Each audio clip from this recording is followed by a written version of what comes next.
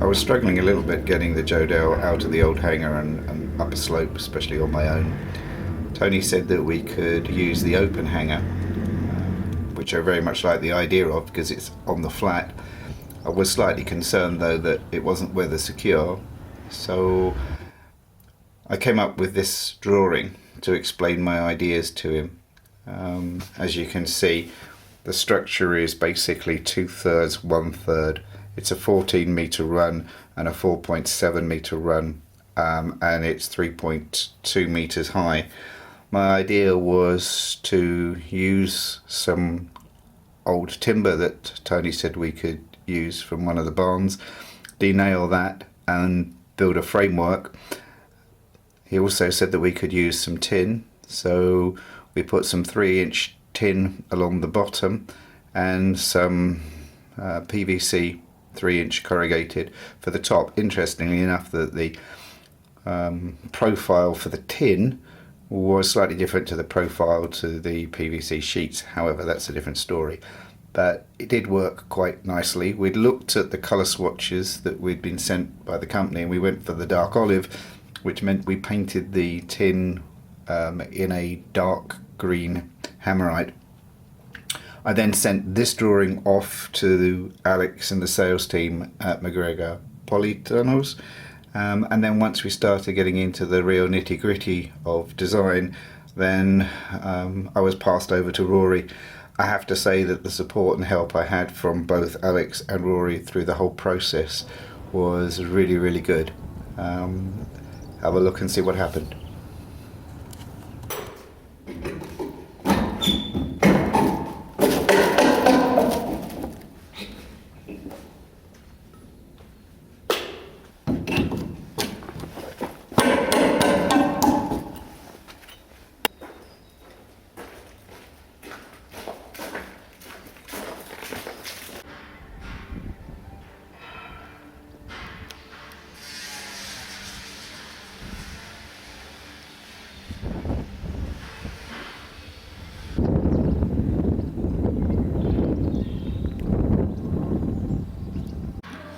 Well, the delivery has now arrived.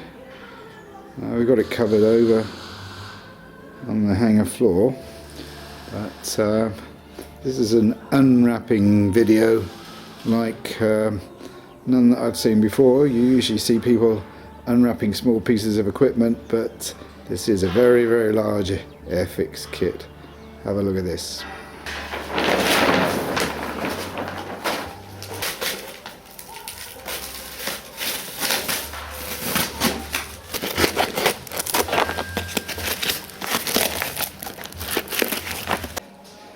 Well, you certainly can't fault the packing.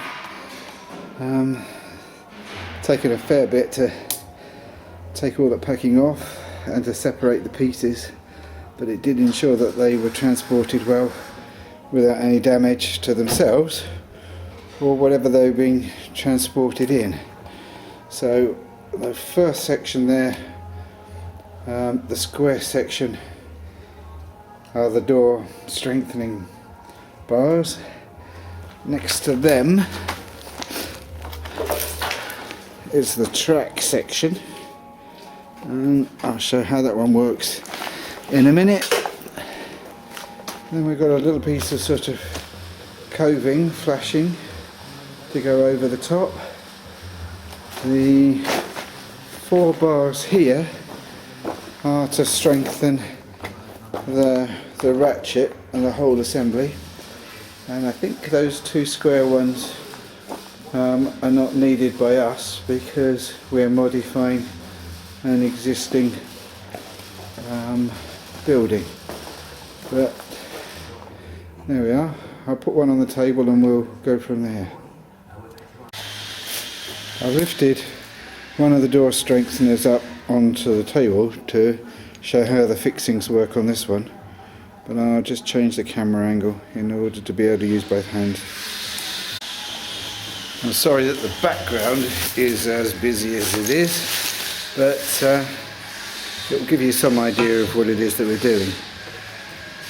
What happens is that using the bolts, which we will tighten up in due course, we actually put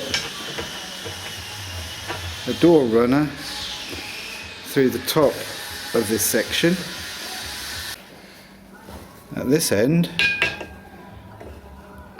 one of those will be fitted, be bolted into place, and this hose holds the drop bolt, and the drop bolt will come down there, and eventually when this tube is held in the ground, the object of the exercise is the drop bolt through the bottom of the door strengthener will actually hold that all in place.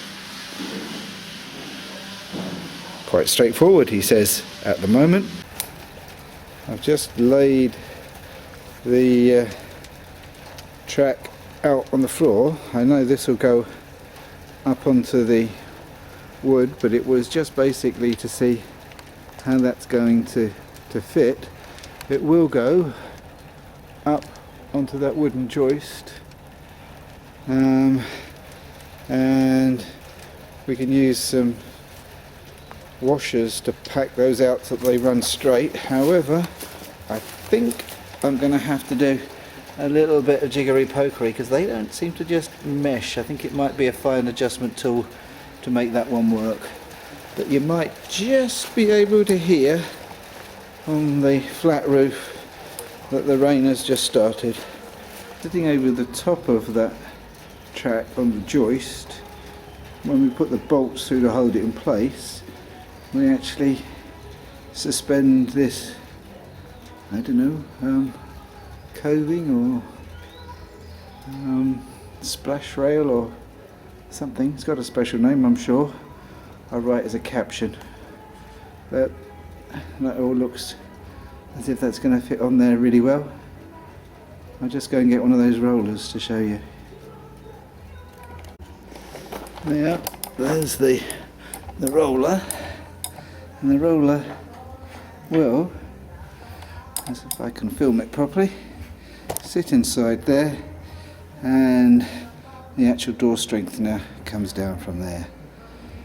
Yeah, apart from having the manpower to lift it in place and to drill it, it does look pretty straightforward and very substantial. And part of the additional security is that we have to drill this eye bracket into the door strengthening post. This gets attached on an arm bracket to the RSJ, which I noticed they call the I-beam, and you ratchet that up so it's held at the top, it's drop bolted in the bottom, and there's these on one side. The actual plan shows that you've got two on each, but if I take you to the door, I'll show you the problem we've got. This bar extends to at least halfway through the door. So I did check with the company if I could permanently fix the left hand side into that RSJ, which they didn't see was going to be a problem, but it might just be another little challenge.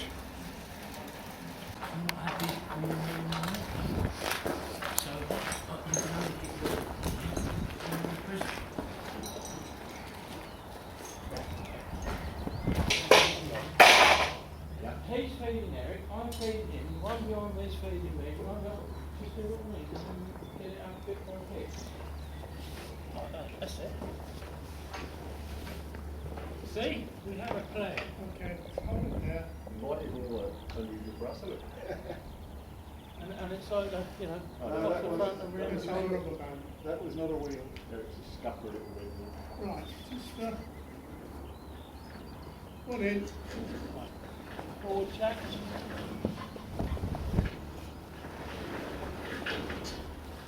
Okay, got that Eric? Same one here?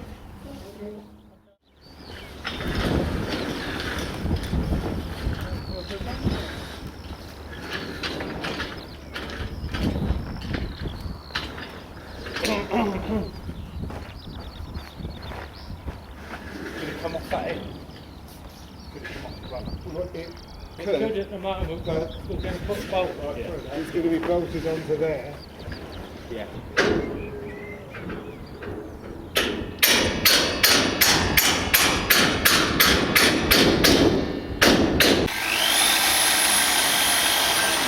Here we go.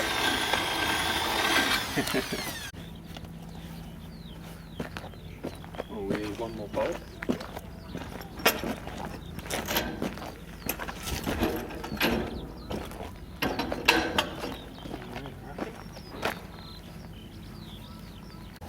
So by checking that the door strengthener was upright, we put the drop bolt into the ground, bashed it with a hammer a couple of times, and it made a mark.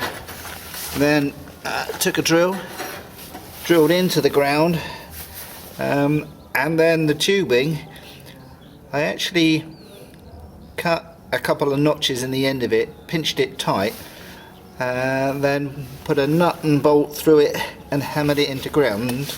The idea being that then you close the door and drop the bolt into place. So that's how the bottom fixes into the ground, and although the door is closed, you will see that as you work the way down, then each one of those is held in place. And you can see from the top there that once the upright is threaded through the PVC, it's held in place with the same bolt that is attached to the runner inside the track.